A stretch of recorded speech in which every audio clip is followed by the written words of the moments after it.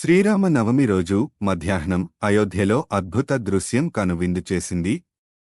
అయోధ్యలో ఉన్న బాలరాముడి విగ్రహం నుదుటిని సూర్యకాంతి కిరణం తాకింది.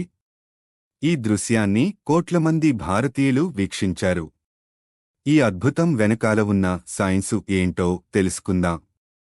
బాలరాముడి నుదటిపై సూర్య తిలకం కోసం అత్యాధునిక సాంకేతిక సాయాన్ని వినియోగించారు. సైన్స్ భాషలో దీనిని ఆప్టో మెకానికల్ సిస్టమ్ అని పిలుస్తారు.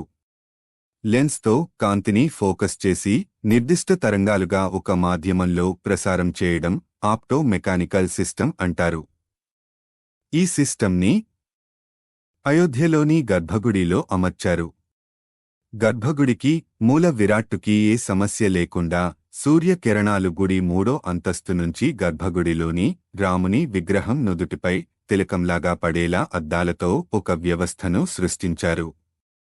సూర్యకిరణాలు తొలుత గుడిలోని 3వ అంతస్తుపై పడి దానికి ఎదురుగా అమర్చిన ఇత్తడి పైపులోకి ప్రవేశిస్తాయి.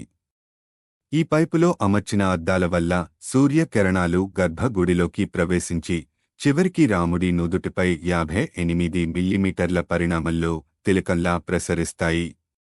దీనికి 4 అద్దాలు, 2 లెన్సులు ఉపయోగించారు. ఇలా ఆప్టో మెకానికల్ సిస్టమ్ని ఉపయోగించి ప్రతి శ్రీరామనవమి రోజున శ్రీరాముడి విగ్రహంపై సూర్యతిలకం దిద్దేలా దీనిని ఏర్పాటు చేశారు.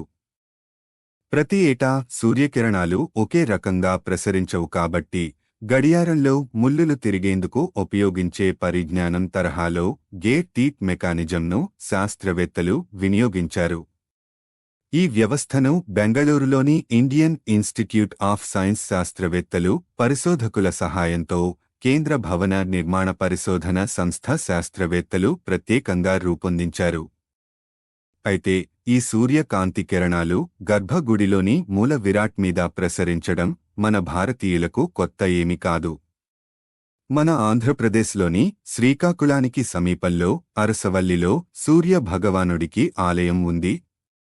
ఇక్కడ కూడా సూర్యకిరణాలు సంవత్సరంలో 2 సార్లు దేవుడి పాదాలపై పడతాయి.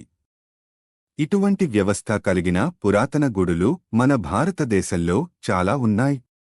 1000 ఏళ్ల క్రితమే ఎటువంటి వ్యవస్థ లేకుండా కేవలం శాస్త్రజ్ఞానంతో ఇలాంటివి గుడులని నిర్మించిన ఘనత ప్రపంచంలోనే ఒక్క మన భారతదేశంకి మాత్రమే సొంతం.